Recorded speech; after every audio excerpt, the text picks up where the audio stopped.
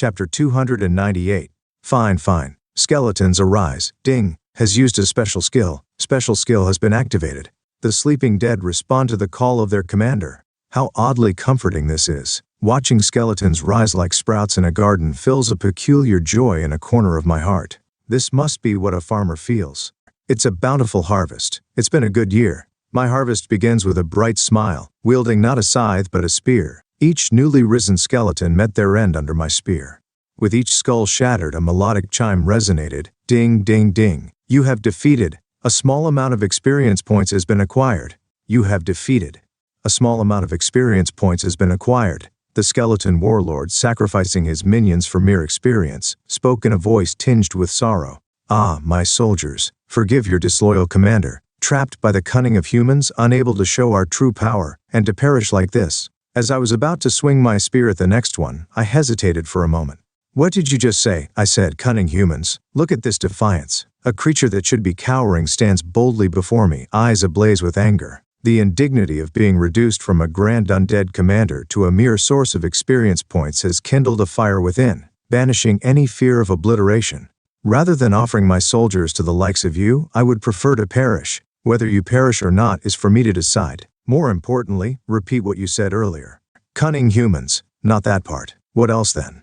Didn't you say something about not being able to show your true power? What of it?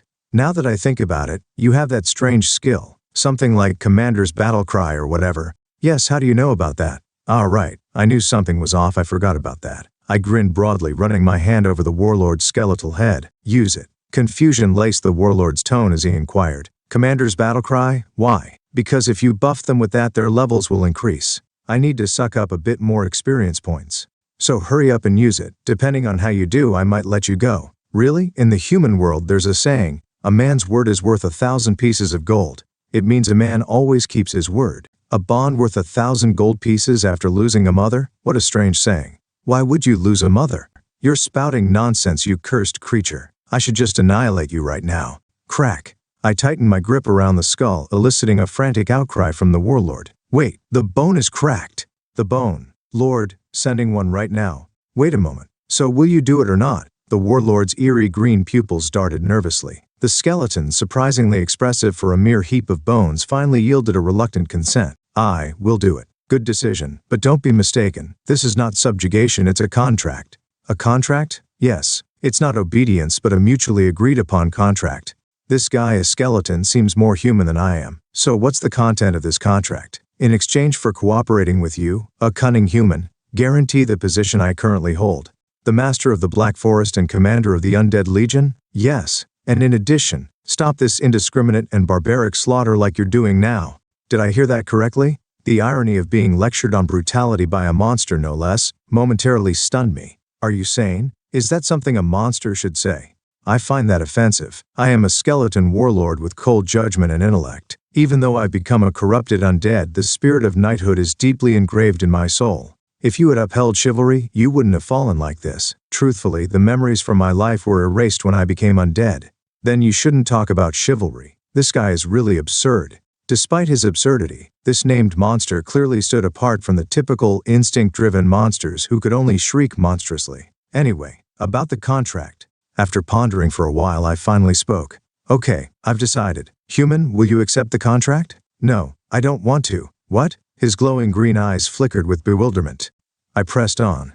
The first proposal is okay. Whether you're the master of the Black Forest or a Legion commander, you do you. But, from now on you are a member of the Peace Guild, serving as the experience point factory manager. In exchange for maintaining your position, supply me with as many skeletons as I want.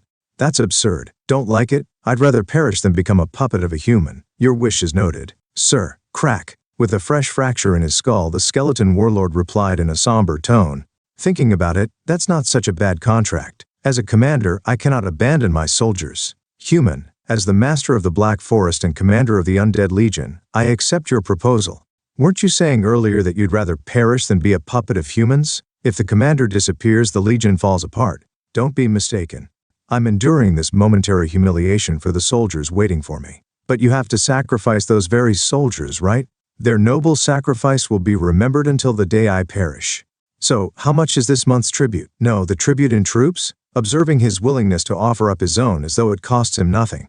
It's clear he's more than a mere puppet. He's a colossal puppet. My disbelief must have been apparent, as the skeleton warlord, perhaps the first monster amiable towards humans, hastily invoked a spell. Strengthen skeleton beep, has used a special skill. Special skill has been activated. Under the command of the skeleton warlord, the strength, agility, and magic of the monsters have been enhanced. The levels of the enemies have risen by 5. Now he's doing well on his own. The task of harvesting was straightforward. The initial challenge always diminishes with repetition.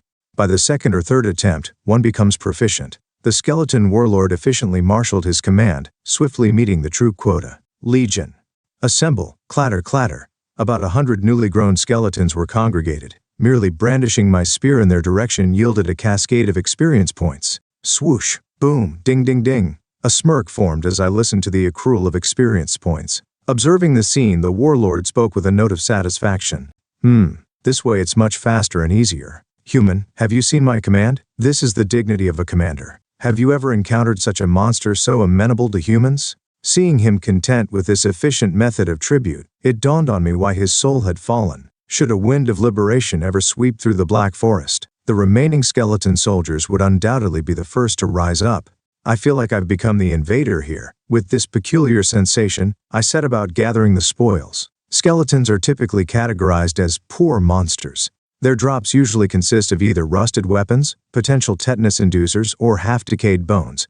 While a minotaur's remains might yield something useful like beef or bone broth, these skeletons offer little more than the taste of a grave. Oh, a magic stone and armor. Skeleton knights, emerging as infrequently as rain in a desert, occasionally leave behind a magic stone and some decent equipment, 1 or 2 pieces at a time.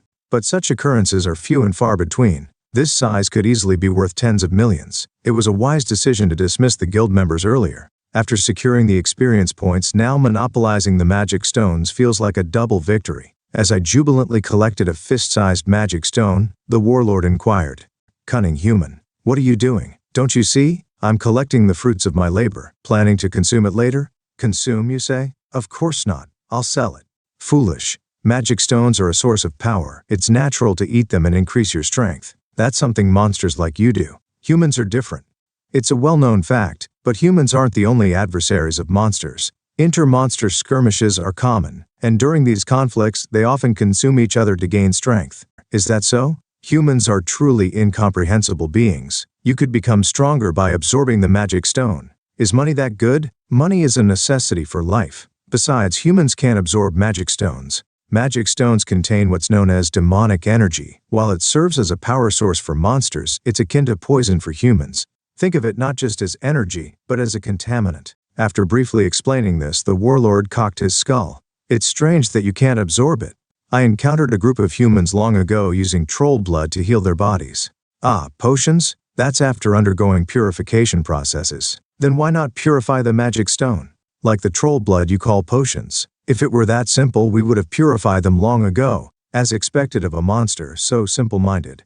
If troll blood is akin to a lightly fruit-infused drink, then a magic stone is like undiluted pure fruit juice. Even potions can't entirely neutralize their inherent toxicity, let alone fully purify a magic stone." With a chuckle, I continued my explanation. "Anyway, humans can't absorb magic stones. Why? Just stop asking. You question mark bastard. It's an academic consensus. We've never heard or seen such a thing. I've also never heard or seen a human like you before." I nearly struck the warlord's skull but paused. "Hold on. This might actually be plausible. There's no need to always be bound by common sense. Aren't I myself an entity beyond common sense? The so-called academic consensus is merely what's known and accepted within certain boundaries. It's the same with the mana cultivation technique.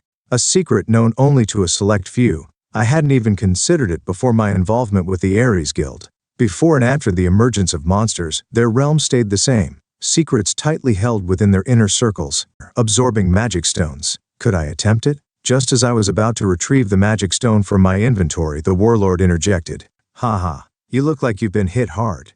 Cunning and foolish human. Oh, want to take a punch that leads to annihilation on that skull? Reckless words? I apologize." "You apologize within 3 seconds, so it counts." The skeleton warlord, having narrowly escaped destruction, muttered under his breath. "Utter humiliation. Be glad that I haven't grown my strength further, human." As a skeleton knight, rising to become the master of the Black Forest through a coup is quite the achievement.